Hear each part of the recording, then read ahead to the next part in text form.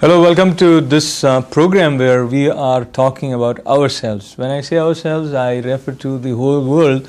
And today with me, I have a person who believes that there is possibility of building a noble world. He has accounting background, but his journey of self-discovery led him to a lot of experiences with which he is convinced that the world could be improved and we all could become a part and parcel of the process of building a noble world. With such ideas, he has come up with a book called Building a Noble World. Mr. Shiv R. Jhawar is with me from Chicago today. I have the pleasure of welcoming Shivji. Namaskar. I'm very honored to be here to be able to share my thoughts on building the noble world, the book which has come out this year. Tell us, in your view, what is it that you would consider as a noble world? Noble world, let me first define what I mean by world. Individuals make the families. Families make the society. Society makes the nation. And nations make the world. So when I say world, I really mean individual. To change the world, we have to change the individual first. If an individual becomes noble, world will become noble automatically. So, idea in my book is building a noble world through changing the mind of a human being. A mind has human weaknesses. As we are born, we have anger, we have lust, we have hatred, we have jealousy, we have greed, we have pride. If they can be removed from the mind, the person will become noble. So idea behind noble world is that a person has to become noble by cleaning the inner mind. Yes. Shivya, I was going to interrupt you because these things and these ideas come to us from different people through different books, and very few people are convinced that these ideas can be communicated effectively. And as I was telling you, there are many books about similar ideas. So let me take the opportunity of asking you, why did you feel that one more book on this subject would be effectively helping you in attaining this objective? Yes, thank you for this question. You know what happened on 9/11. We know the violence, the terrorism, the conflicts. So if the books would have achieved it, there was no need for another book. As long as there is no peace in the world, we need the books, we need the talks, we need the inspiration. And my book does not talk really about the peace as we know it. For example, there was a peace between World War I and World War II. Would you call it peace or a preparation for another war? So, peace to me has two aspects. One is temporary peace, another is permanent peace. And my book refers to the inner peace, the permanent peace, which is coming independent of tuning, getting into the heart level, the deepermost level of the inner being. So once one gets an experience of this inner spirit, the life changes. Shivji, there are two dimensions, I would say, mainly, which you have touched upon in your book. One deals with the way we see the world in terms of nations and boundaries of nations and differences between nations. And there I would refer to the idea of Indian Union as has been raised by you, wherein you probably suggest that as European Union there should be Indian Union. And another dimension refers to the spiritual development of man. So let's talk about the first idea, which is Indian Union, and how do you feel that's going to help in the overall equation or equilibrium of peace in the whole world, and how will it be useful for that South Asian region? You know, in South Asia, we have desperate poverty.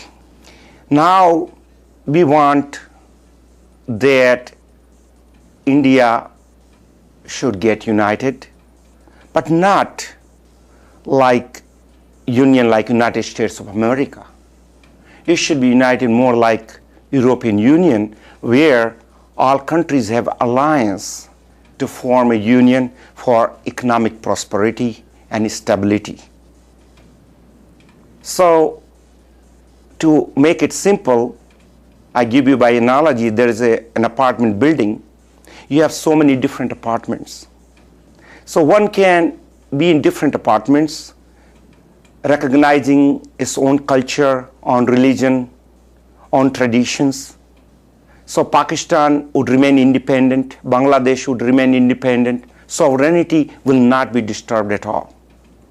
So that's the idea taken from European Union pattern, that we have different languages, different religions, different traditions, so we can keep and respect that culture and the religion. At the same time, we get united. Just like in an apartment building, we will need only one security guard. We don't need security guard for every apartment. So these days, as I have put in the book, $20 billion we spend every year in defense in the subcontinent, Indian subcontinent.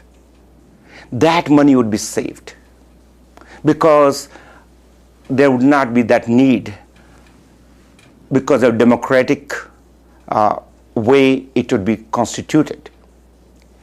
Now, another point is that we have Kashmir problem for a long time, for 58 years. Now, that solution would be so close once this Indus Union is created. When I say Indus Union, I am using the word from Indus Valley civilization. Shivji, allow me to request Yes. you to share some of the thoughts as you have written in the book, and may I have the opportunity Yes. of listening to you read some parts from your book. And which portion are you taking up? I'm going to take on section proposing an Indus Union, and let me read. If Europe can have one euro currency, why cannot Asia? Following the pattern of the European Union, it is time to unify the economics of India, Pakistan, Afghanistan, Nepal, Bhutan, Bangladesh, Sri Lanka, the Maldives, Myanmar, known as Burma until 1989, and others that were once an integral part of India into an Indus Union. Southern Asia can become unified just as Europe has become unified as the European Union. Southern Asia can prosper immensely by working toward a common currency, visa, trade, and transportation system. This will dramatically lessen its defense expenditure, bringing peace and prosperity to the Indian subcontinent. The cultural bonds among South Asians, shaped through millennia of history, are much stronger than their superficial religious and ethnic differences. If the Indus Union became a reality, production could be expected to easily support the current population. With a combined population of over 1.4 billion people, China 1.3 billion, world 6.3 billion, these neighboring nations together would become the world's largest consumer market, attracting unprecedented levels of commerce and investment from foreign countries. The introduction of a common currency, say Indo, will enable people, services, investments, and products to move freely among the participating countries.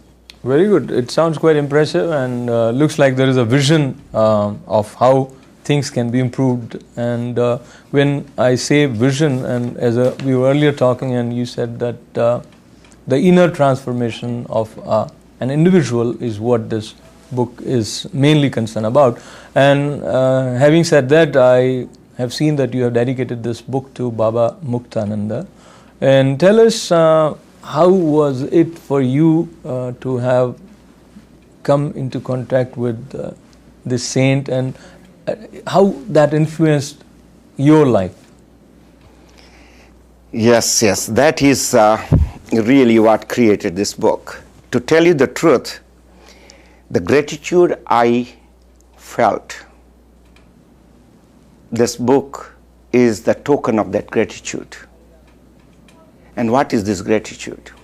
I came to America for my master's degree in accounting. I went to University of Illinois at Urbana-Champaign.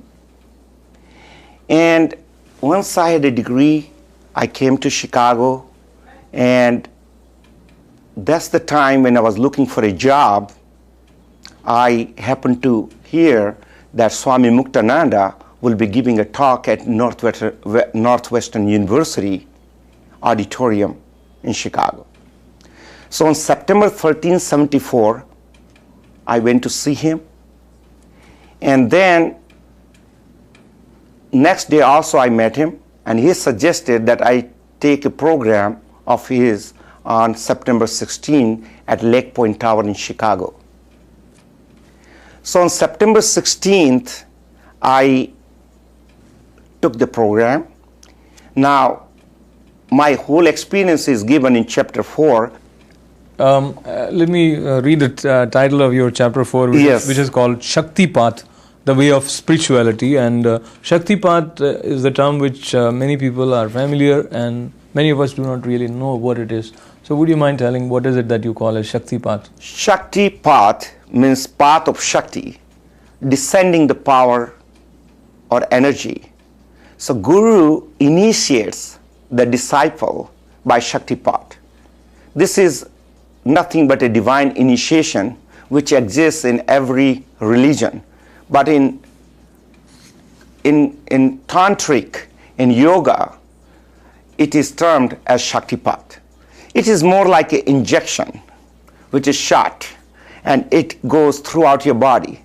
So something that gives birth. Another way to explain Shakti Pot is like giving a birth.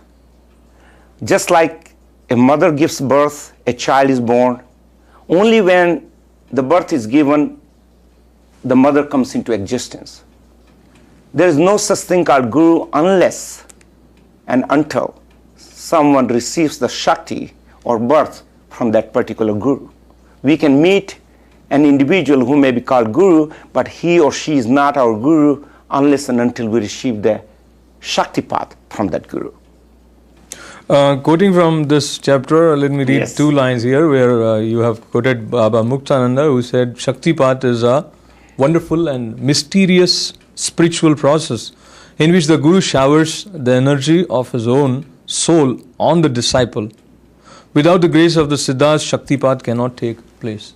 Now this showering of Guru's energy is something which very few people can actually understand.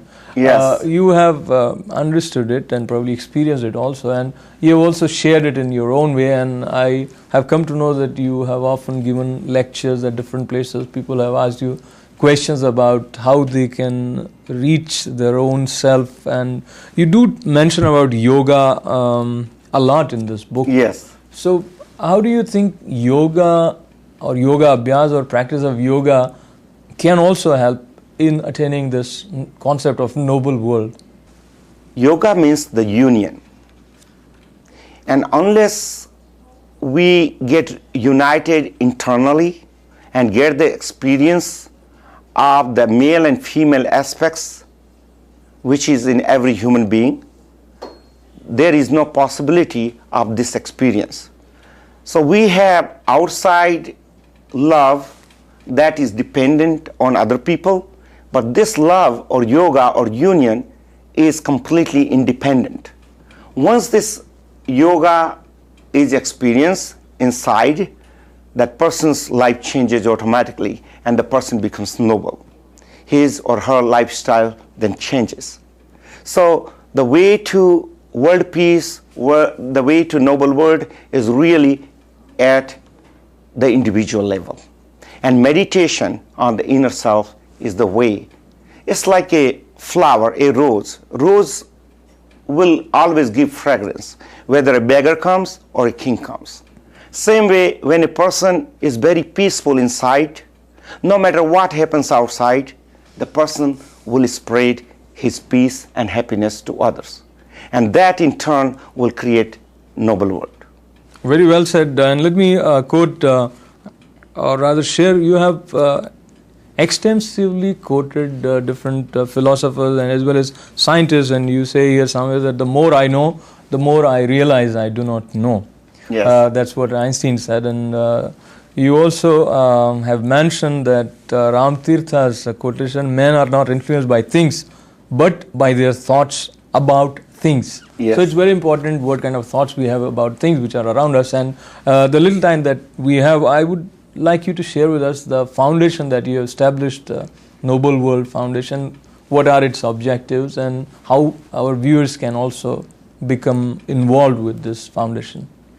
Yes, the book is copyrighted by Noble World Foundation. It's a non-profit organization. And from people, really, nothing is expected at this time. All I can say in the name of expectation, the people, is that they read the book. And as I referred to before, that this book is the result of my gratitude to my master. And in that gratitude, there is some vibration, some peace, some serenity that would be also experienced by the reader. So it's not only just the book with the knowledge, which is given with the authoritative quotations from the great masters, and whatever I have written, I have supported it by the views, by the statements of our Vedas and the spiritual masters who represent the Vedas. So, perception which you are talking, this is the main point. The people perceive. Ya drishti sa srishti, said Vasistha. World is as you see it. So everyone has perception. To me, the world was created noble in the first place because God would not create anything which is not great or noble. Such an intelligence cannot create something less than noble. So where is the problem?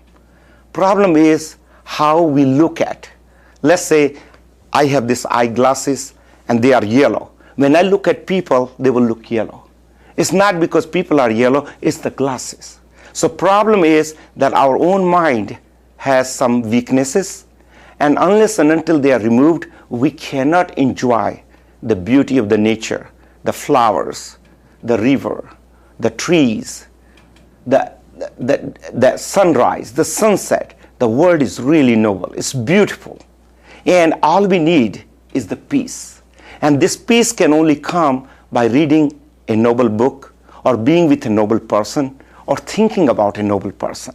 So on that note, there is potential of reconnecting with the inner joy and peace in the book called Building a Noble World, written by Shiv R, Jhawar, who is embracing the whole world in his own way, and he could also rekindle a sense of that inspiration which brings a lot of light and joy. Nice knowing you, Shakti, yes, once again. It's my pleasure. And I hope you also enjoyed being with this gentleman who is really alive to the world around him. And we all look forward to this building of a noble world process. My guest today was Shiv R, Jhawar, and this is Ashok Vyas, thanking you for being with us. Namaste.